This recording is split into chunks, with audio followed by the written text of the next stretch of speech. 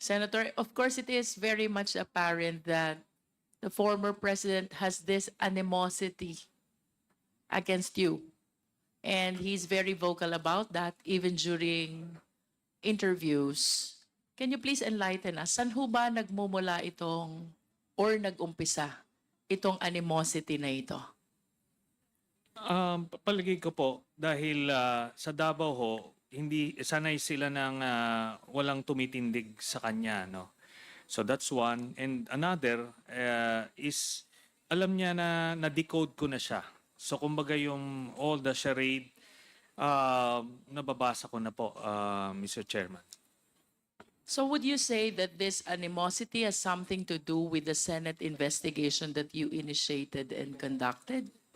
Yes, Mr. Chairman. And even before that, when I openly opposed him during the campaign of 2016, Mr. Chairman.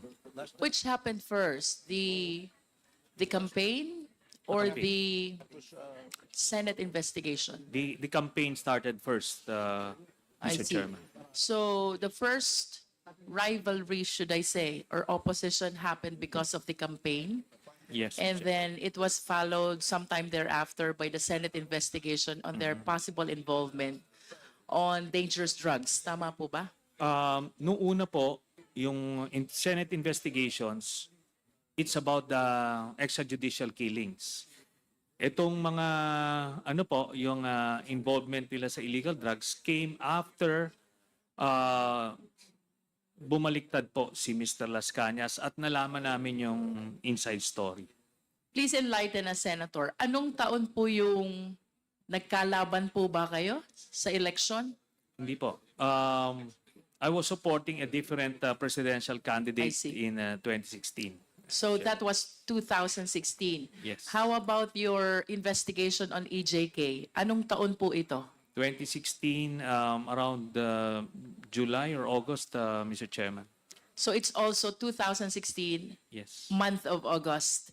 And then you said it was followed by the revelation coming from Colonel Las Cañas. Kailan po nangyari itong kay Colonel Las Cañas, which prompted you to conduct an investigation on dangerous drugs?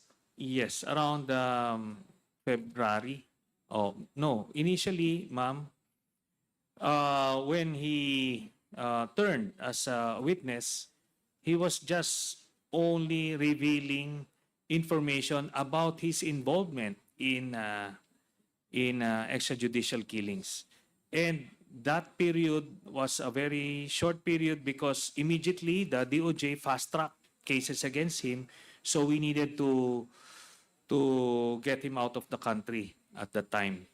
So then we only got to find out about all this involvement in illegal drugs by Duterte himself when he started giving the information as an insider, Mr. Chairman. Senator, I understand that you are associated with the former Senator De Lima. What is your appreciation about the seeming similar animosity of the former president against Senator De Lima? It's the same, Mr. Chairman, because Senator De Lima, when she was still the chairman of the Commission on Human Rights, investigated Duterte for the EJ case in Davao. And according to the testimony of Mr. Matobato and eventually Mr. Las Cañas, Mr. Duterte was really bothered by that investigation. He really feared that he would be made to account for all the killings he did in Davao. So eventually, when the opportunity came, when he was president, he wanted to make a sample out of Senator De Lima so that it would create a chilling effect among the senators, and it was very effective. He totally fabricated the cases against Senator De Lima, and most of my colleagues in the Senate then feared that whatever is happening to Senator De Lima at the time could happen to them if they don't follow his lead or be an obstacle to his designs. Senator Trillanes, Apo. with all due respect, but I share the observation of the Honorable Flores with respect to establishing the veracity of the evidence, should I say, that you shared before the Quad Committee. Nonetheless, Mr. Senator, I acknowledge the efforts of having consolidated all those, and at the very least, I maintain that at least it could establish the fact that you consolidated, you were able to read, you were able to take possession of all these documents that you presented before the Quad Committee. But to conclude, Mr. Senator, Yes. considering the amount and the evidence that you have presented to us, how certain are you that the Duterte family, particularly the former president, Polong, Congressman Polong, and the husband of the vice president are indeed involved in dangerous drugs? I'm 100% sure, Mr. Chairman. These were corroborated by other sources of information. And during our research, we were able to establish the background or the involvement of Mr. Polong Duterte in smuggling cases independent of the testimony or information coming from Mr. Las Cañas. This is from the NBI and the Presidential Anti-Smuggling Group. And Mr. Las Cañas, again, as a witness, he was already, he went through the very rigorous process of being accepted as an ICC witness. He went through this weeks-long process of vetting and validation, and he checked out as the primary witness of the prosecution against Mr. Duterte. So if these professional investigators and lawyers were able to check him out, then I would have to follow suit.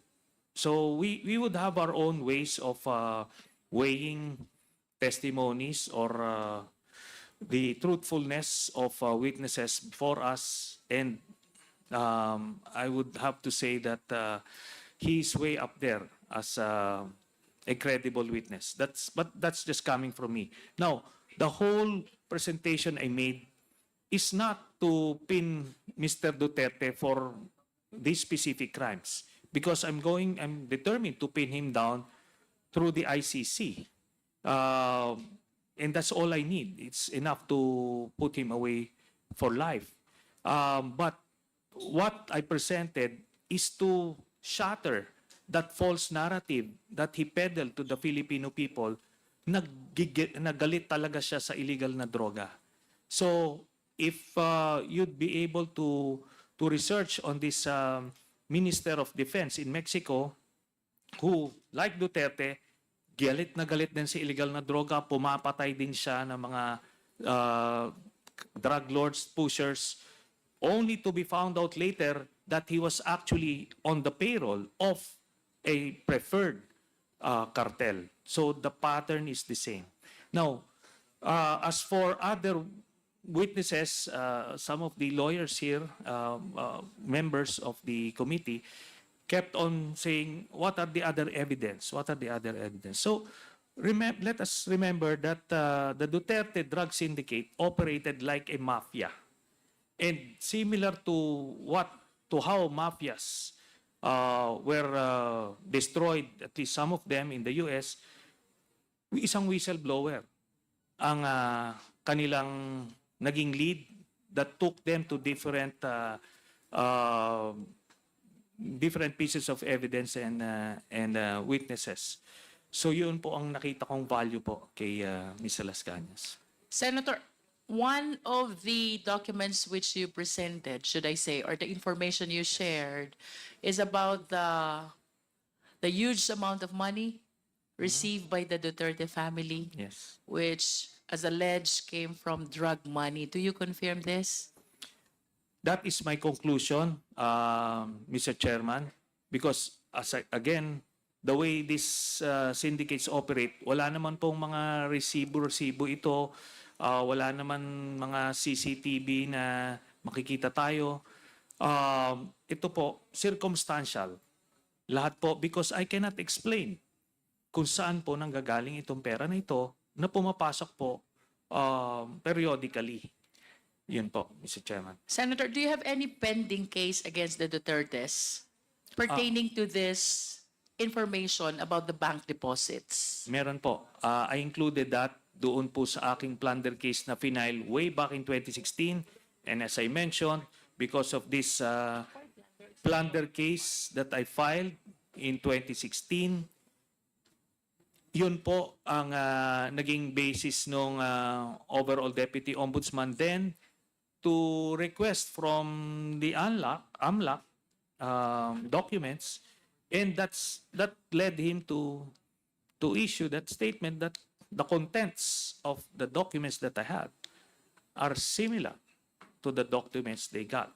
So, sinasabi ko, hindi nanggaling itong dokumento ko sa AMLAC kasi nga po, bawal yon, pero the contents are the same. And that's all that matters to me as an investigator, Mr. Chairman. May kulanong salita na ang ibig sabihin dito ay ang pagkakaisa. Bunyog Party List. Halika na, Bunyog Party List ka na. Halika na, Bunyog Party List ka na. Halika na, Bunyog Party List ka na. Bunyog Party List.